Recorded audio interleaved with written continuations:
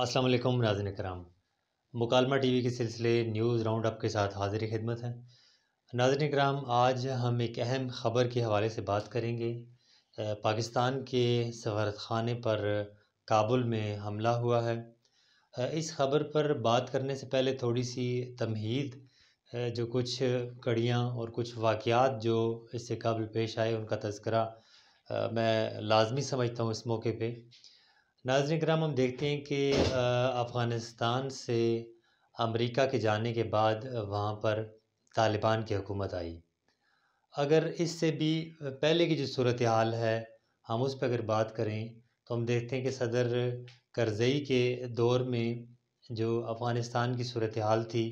وہ اس انداز میں تھی کہ این ڈی ایس اور را جو ہیں یہ دونوں ایجنسیاں آپس میں ان کا گٹھ جوڑ تھا، اور پورے افغانستان کے اندر بھارت کے جو جاسوسی کے اڈے تھے وہ موجود تھے۔ لیکن اس کے بعد صورتحال تبدیل ہوئی اور ہم دیکھتے ہیں کہ طالبان نے امریکہ کے جانے کے بعد وہاں پر قبضہ کیا، اور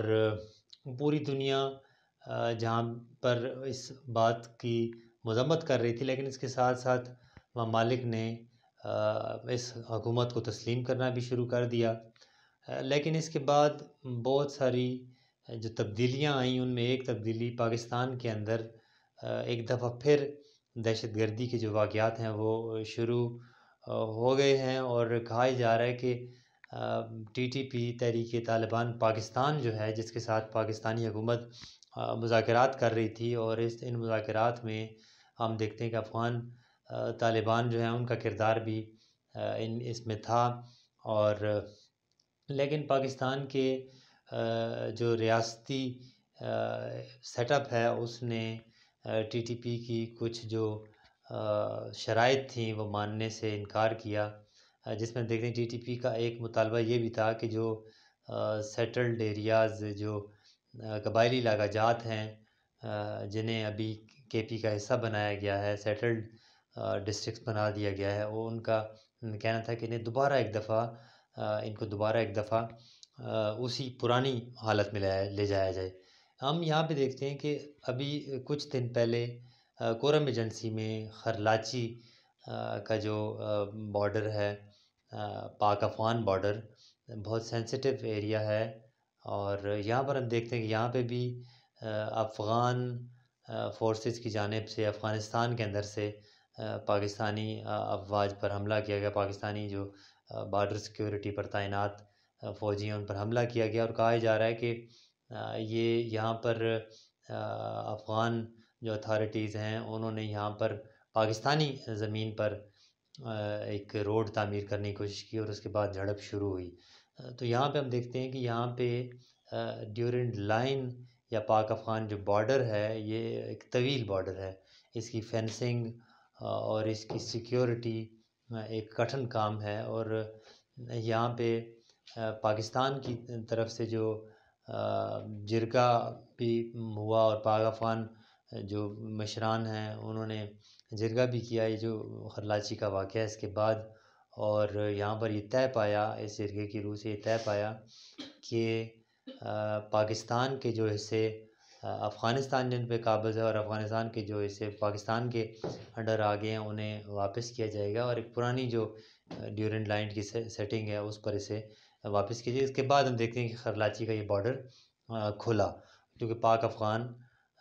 جو ٹینشنز ہیں وہ موجود ہیں، اور آج اس کا جو واقعہ پیش آیا کہ پاکستان کے جو تعینات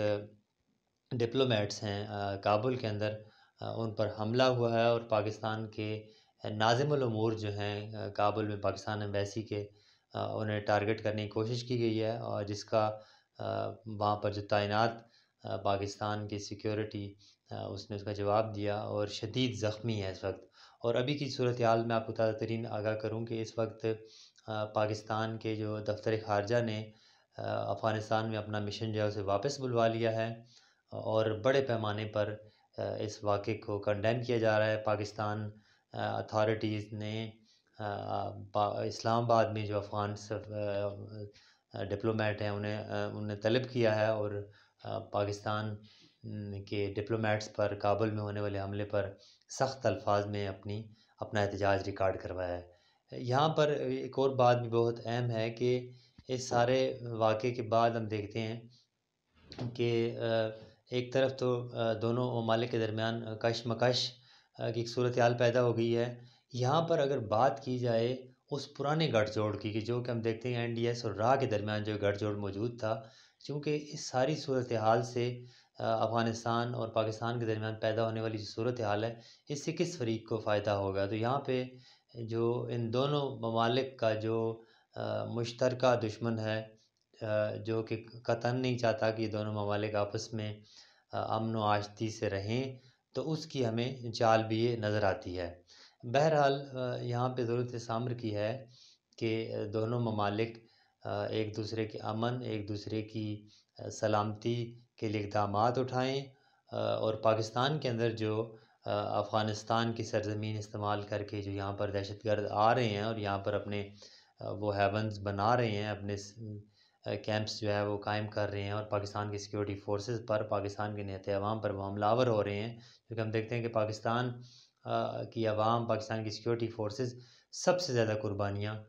دہشت گردی کی اس جنگ کے خلاف پاکستان نے دی ہیں۔ تو پوری دنیا کو بھی اس چیز کو ایڈمٹ کرنا چاہیے، اور افغانستان کو بھی پاکستان کی سالمیت کا دفاع کرنا چاہیے، کیونکہ ہم دیکھتے ہیں کہ پاکستان وہ ملک ہے کہ جس نے